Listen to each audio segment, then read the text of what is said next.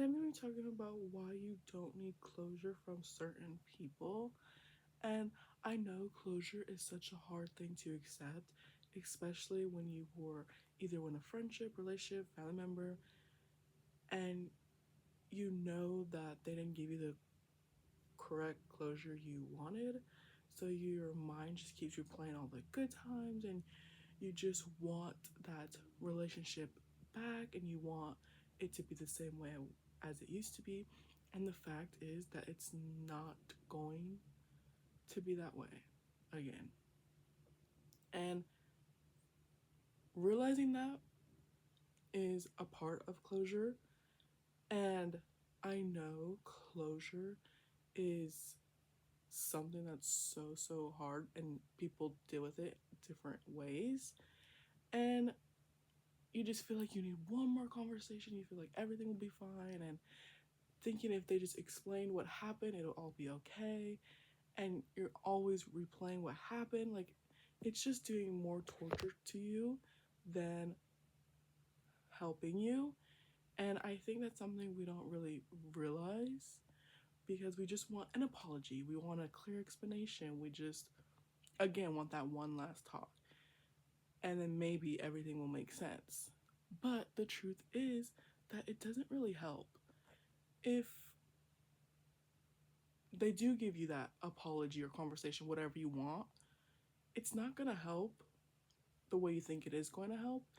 It might make you overthink even more and think, what do they mean by this? What do they mean by that?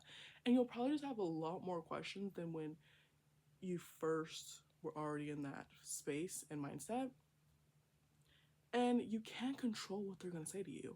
So you already have this expectation of what you want to hear from them in order to help you close that chapter in your book. But you can't control what they're going to say. So they can say something completely opposite of what you're expecting, and it'll just drive you crazy. And maybe even the closure or conversation you want to have with that person, it'll hurt you even more. And we have to understand that the only reason we want closure is just so we have a reason for why we're hurting so bad. And you want validation and you want to feel understood and even chosen, maybe. And you're just really just trying to understand the whole conversation and what happened. And you just want to understand that, like, you just want your questions to be answered. But at the end of the day, you can't control how they're going to be answered. And you can't control what the person's going to say. And we have to just understand that people are literally going to do what they please and what they want, regardless how someone else may feel. They're gonna do whatever makes them the most comfortable, even if it is to hurt someone's feelings at the end of the day. And especially when it's family, it can be a little harder because you don't expect that mentality from family because they are family and family wouldn't do that. But you have to just understand your family are literally just people.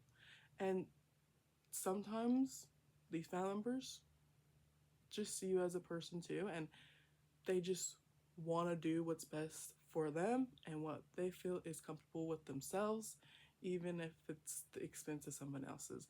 And that's just the true reality we have to just accept and understand, because it was everything that happens just shows you everything you need to know about that person.